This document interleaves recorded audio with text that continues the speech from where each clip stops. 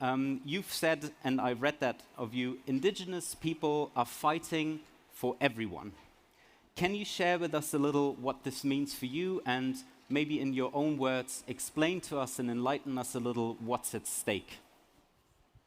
Hi everyone, and bonjour. To first start my words, I would love to say that our connection as indigenous and with the land, with the ecosystem, environment, all the trees, plants, is much more than what we see, you know. It's much more than going this very deep cosmovision of spirits, where when we know every single part of the nature, we understand that it's part of us.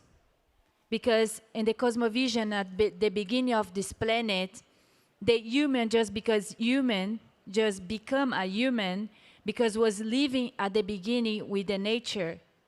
And then with the knowledge from the nature, we arrive at what we are today. Every single thing here comes from nature. But I think with the development of the society, many people start to explore the nature in a very wrong way, with violence and discrimination, and also not respecting who lived there before. To those trees arrive at the level of very high meter and healthy way. Someone was there taking care of those trees. Someone was there taking care of those nature. And when industries go there and attack nature, is also attacking us. Because we just understand that we are part of that thing. And people not really.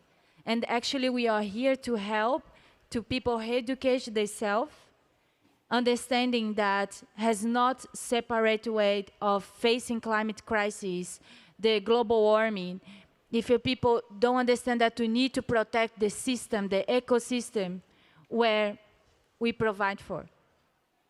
So I think it's wonderful, Zaya, and we're going to get back to that into a second because I have a few follow-up questions to that. Chrissy, what's so interesting, I think, about this panel is the multitude of different perspectives that we have represented on this stage. And all of you do fight for biodiversity in different means. Tell us a bit more about your solution and that of Rainforest Connection. What are you doing? Tell the audience a little about the work that you do. Sure. Hey, everyone. It's such a pleasure to be in a group of so many inspiring, like-minded people. It's really energizing. Sometimes you feel like these massive problems we're fighting so hard on our own, but really it's a huge group of us. So thank you so much, and thank you for everything you just shared.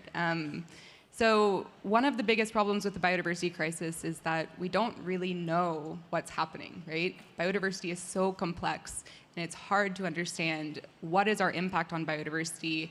And without that data, it's hard to know how to take action and how to create transparency in projects and how to support things that are really creating positive impact. So as was just discussed in the last session, the voice of nature. How do we represent the voice of nature, and how do we understand the voice of nature?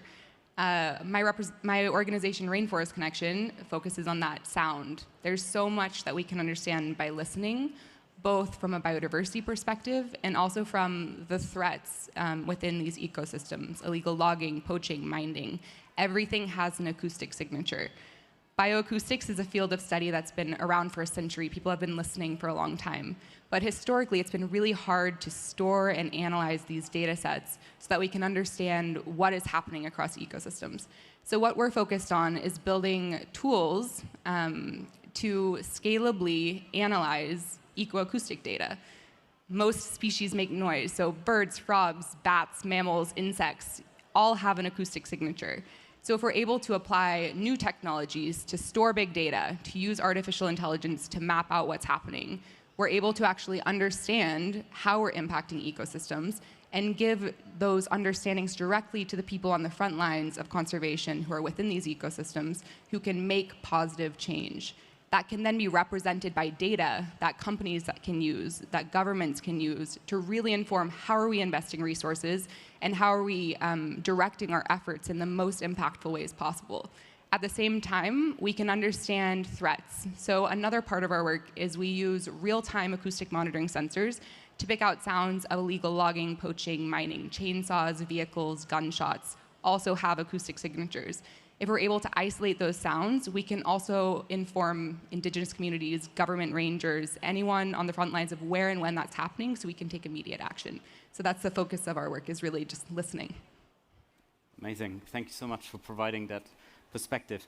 Yanis, Rainforest Connection uses sound, as we've just heard from Chrissy.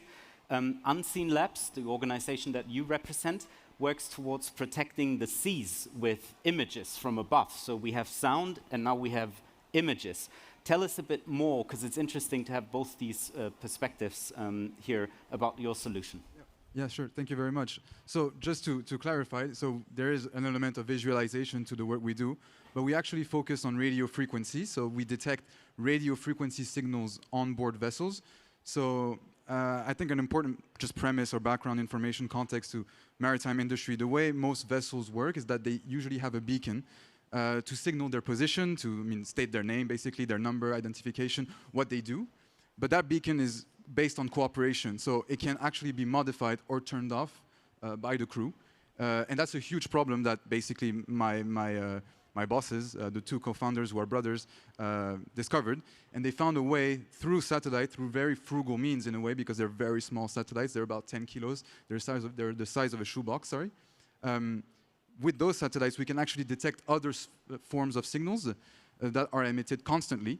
And so the vessels that are trying to basically go dark, trying to do illegal activities, illegal fishing, ship-to-ship transfers, all types of different... Dumping waste into the ocean. Exactly, sorry, thank you very much. Yeah, defueling, for example, illegal defueling in the middle of the sea. They usually do this by going dark. And so we basically detect those, geolocate them, try to get as much information as possible by correlating it with other sources of information, such as optical imagery, for example. So get pictures, but also correlating it with the AIS I mentioned before, so that beacon, if we had it in the past and we can correlate those information together, then we can surely identify that vessel and where it was going and what it was doing. And yeah, we basically then provide those to governments, any authorities that are involved with safeguarding the sea, NGOs and private companies who are trying to work, I guess, on their ESG commitments. I think, just to finish the point, I think it's really kind of interesting to what extent activities at sea are just so opaque, and there's such, even in the 21st century, with all the technologies we have, we just have no idea what's going on. It's very difficult. And so we're kind of forced to go through these means, such as space, using satellites, because of the scale, the type of coverage you can get, as opposed to any alternative or equivalents from the Earth, which would be, I guess, more expensive, but also ecologically less friendly. You would have to build more boats that would travel a lot, so use more steel and petroleum. And satellites are a good, eco-friendly alternative, which doesn't seem that straightforward in the first place, but it actually just is. But we could elaborate on that later. But yeah.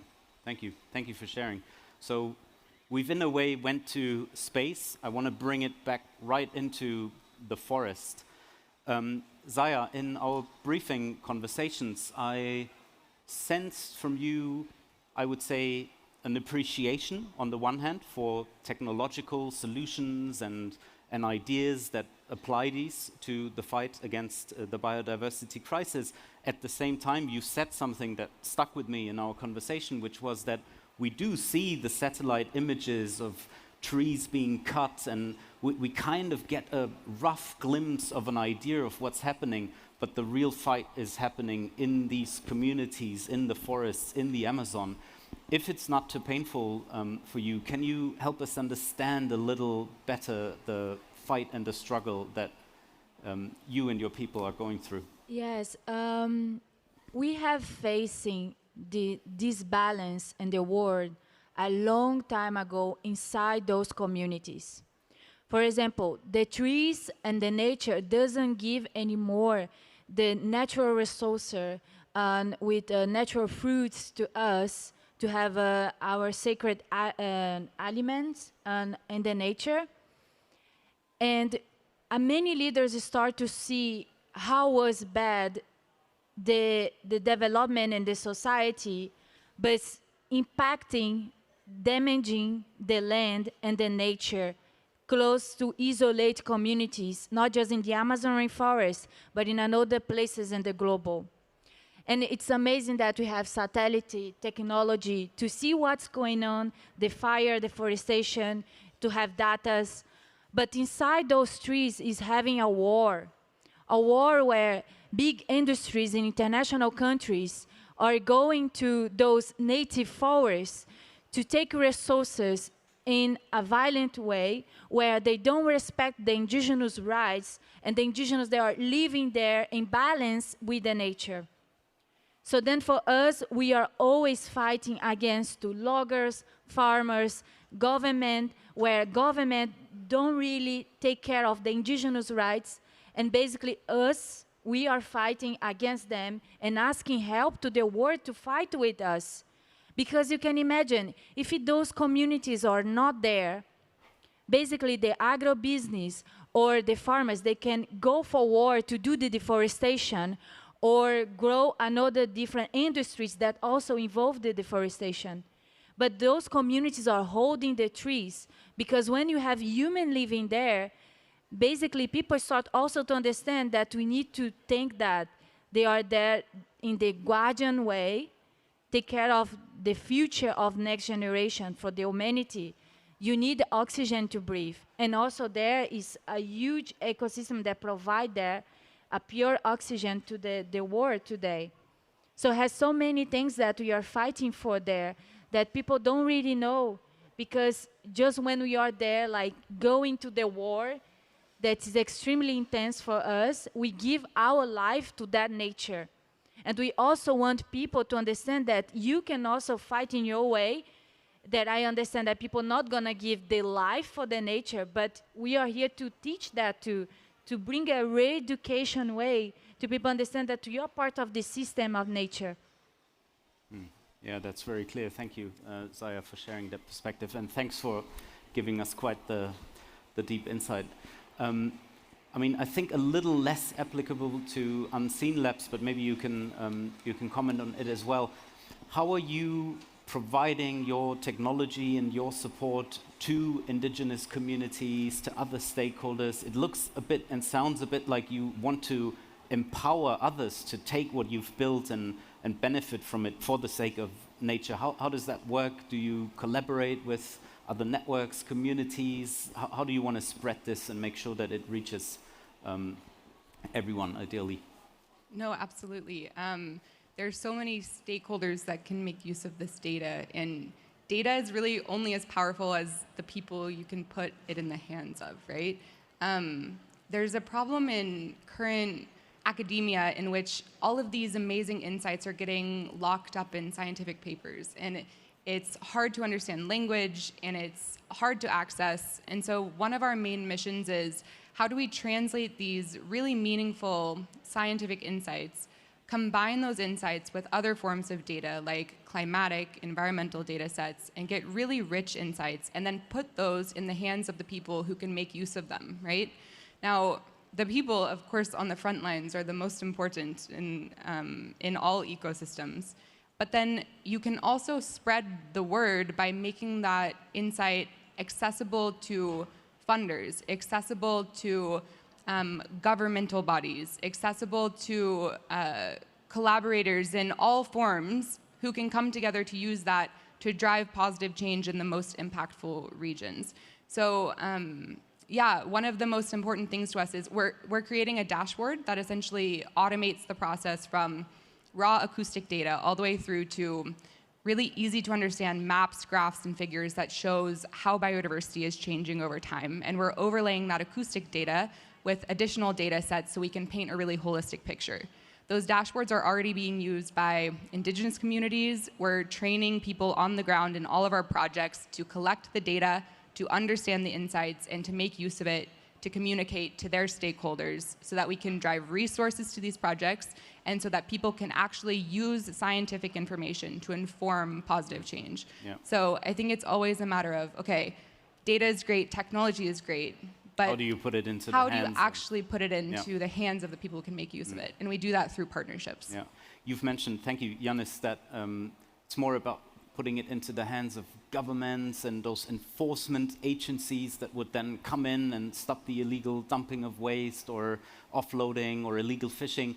Can you give us one or two examples of what's happening? Yeah, absolutely. No, thank you. And no, it's a great question. Just to that point, I mean, obviously for us it's difficult to interact directly with indigenous communities, but it's really about how, yeah, we empower, I guess, government authorities who have the political will, which I think for me is the main issue here at play.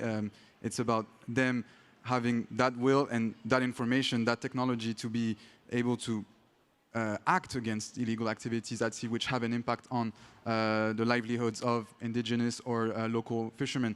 One example that comes to mind, I actually found out about it recently, but it's how illegal and unregulated fishing from large industrial fishing companies had an impact on the Somali civil war. Because you had such a breakdown of the state, foreign companies would come and fish where local fishermen from Somalia usually went, and there was no way to regulate that, to ban that, and basically Somali locals, you know, for lack of a better word, ganged up together and managed to get weapons to try to protect their livelihoods, and it escalated into becoming pirates, because at the end of the day it became just more worthy for them to do these types of activities rather than try to defend their livelihood. So I think it's just about how it can also escalate to worse consequences, the way that would relate to indigenous people and local actors. Again, it's a question of political will. Do they see the added value of our service? Do they know how to operate it? It's something that's still relatively new, what we do. So we're getting there, slowly but surely. You think they would, and hopefully they will. They will. But I think, honestly, at the end of the day, it's not about, of course, the environmental aspect is important. The economic problem, for me, I tend to say if it's a money problem, that it's not really a problem. It's usually about whether or not they want to go against certain actors and certain interests and protect the interest of their people as opposed to other industrial fishing companies. And yeah, I mean, again, recently I've seen, you know, European authorities being less serious about these issues than certain Southeastern countries, Southeastern Asian countries, sorry, who have a lot less money, but they see the added value and want to work with us. And so that's positive, but it's still an issue for certain countries, right? So yeah, we're getting there slowly but surely, I guess. Okay, thanks for that perspective and putting the data into the hands of people who can use it for the benefit of us all. Zaya, there is a changemaker in the network that I have the pleasure of being a part of, the ChangeMakerXchange community. Her name is Ana Rosa de Lima. She's the founder of Melibis, that is an initiative in Brazil to connect indigenous communities across the Amazon forest to share knowledge, to group, to coordinate, and to do collective action.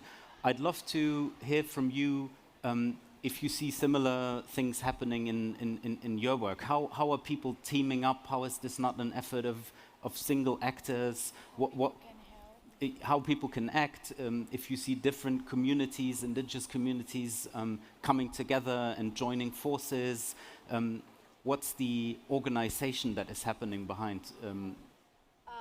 In Brazil, we have a few organizations that, the organization for the government that they call FUNAI in Brazil doesn't work for the indigenous rights. The indigenous rights that I mean is like, we need the territory demarcated, the territory where it has many different communities across the Amazon and other biomes. And we need the right to be in that land, because for government, we are actually illegal there. The indigenous people that live in those communities, the government take us as illegal people living there, even if we are protecting the forest to loggers advance with the agro business.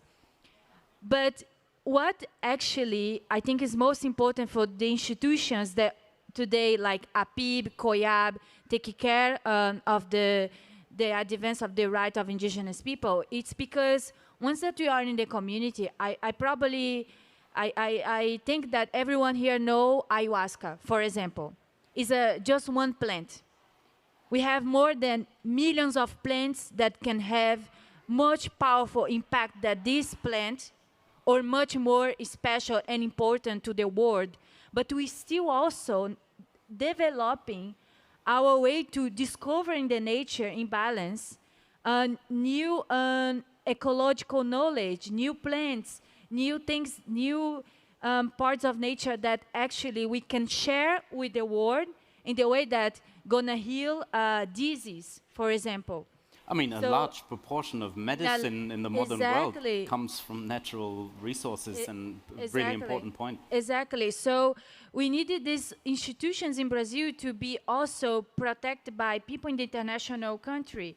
People here that can also, if you know, you educate yourself about biodiversity and environment, you can share this with your friend or someone that also can do a different impact. And like this, you are sharing with your kid and everyone how to protect the indigenous knowledge in wisdom and ancient way. I think. Yeah, thank you. Zaya, one more question to you. The IPCC has recently listed for the first time officially colonialism as one of the key drivers of the climate crisis. And the Brazilian indigenous activist Taylor Terina added to that, colonialism caused climate change. Our rights and traditional knowledge are part of the solution. What goes through your mind as you hear what I've just shared? I think colonialism is a way that society put in one word how to grow economy and capitalism. It's actually the way that international countries has been through evolution by decolonization. So I understand that colonization can be good, bring new technology that's gonna combine in a good way, go against climate crisis, and can be good, like helping indigenous communities, but also can be in an ego way. Colonialism can be the destroy of the societies, because once that people think about growing capitalism and economy, you're gonna think we need resources for companies, but where are we gonna take those resources? So like communities in Africa, they suffer a lot by the colonialism because industries, they violate the way that they took resources there in a bad way. So actually we are trying to go against the colonialism to not grow too much. We're gonna keep going these bad costumes to go to the nature in the Amazon and just keep, because the government in Brazil also is colonialism and doesn't care about the rights of people who is living there in nature. You understand? I think yeah, no, well, no, absolutely perfect. Thank you so much. Chrissy and Yanis, you're both part of, as we've heard, teams that build quite fascinating technology. If anyone in the audience would love to get involved into your work, support it, be a part of it, can you, in just 2 or 3 sentences each, because we're coming to the end of this wonderful panel, describe how we could do that? Sure, I can go first. As was just stated, I mean, we are nature. We are a part of this system, and so, I mean, we're sitting in the middle of an ecosystem right now, right? And so, thinking about how to stop thinking of us as separate from that nature, from those ecosystems, from the biodiversity crisis. We are the biodiversity crisis, right? And to solve this, we need to reestablish our relationship with nature in general, right? So that's all of us. That's thinking about how am I relating to the biodiversity in my backyard? Am I planting native plants, right? And then all of these things can be informed with technologies and also with intuition, right? So we work across lots of different types of projects, from carbon projects, sustainable supply chain projects, traditional conservation projects. And a big part of that is collaboration. So anyone who has interest or who has projects they're working on, we're super open to discussing. Please reach out. Rainforest Connection and Arbimon is our biodiversity monitoring arm and platform. It's ARBIMON. You can find us. You can email me, Chrissy at rfcx.org, and we would love to discuss. An open invitation. Yeah. Yanis, two or three sentences. Very quickly. And anyways, I won't have much better things to say that's already been said. I just think it's interesting to just see how there's not always a binary between indigenous and modern ways of or perspectives of looking at things. I think binaries don't work. You can always find a middle ground that between those two ways of working about things, and so that's what's really interesting about what we've been talking about. In terms of that, I mean, we're always looking to work with other partners, so we're more than happy to, if you have an NGO or a company or work with government, we are more than happy to speak and work together. But I think it was a great discussion. Open invitation. Open invitation as well, and thank you very much for a great discussion. Zaya, I would love to leave the last word to you if you wanted to share something as well with the audience. I just want to share that if you believe that we can really, we don't have a way to come back and change things, but we have a way to change the future. And I know that everyone here has a kid or has a family, and pandemic when arrived was just one thing of what is coming that is much bigger. So we need to act right now, we need to practice right now, we need to do the re-education of sustainability, regeneration right now. And change also inside those schools, system education, how the kids and teenagers need to go forward to combine, to combat that. Yeah. And all together as a harmony community, we can go forward in a prosperous future. Thank you. Thank you so much, Chrissy, Yanis, and Zaya. All the best.